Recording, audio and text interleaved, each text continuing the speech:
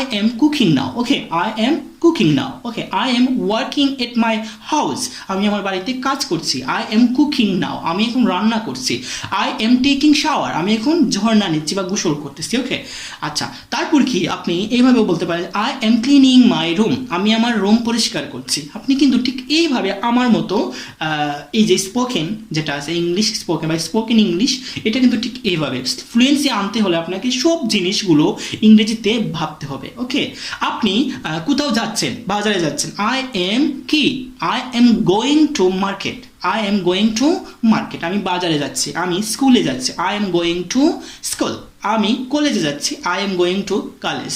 ওকে, আমি বিশ্ববিদ্যালয়ে যাচ্ছি। I am going to university. Okay, তো আমি সিলেটে যাচ্ছি। I am going to Sylhet.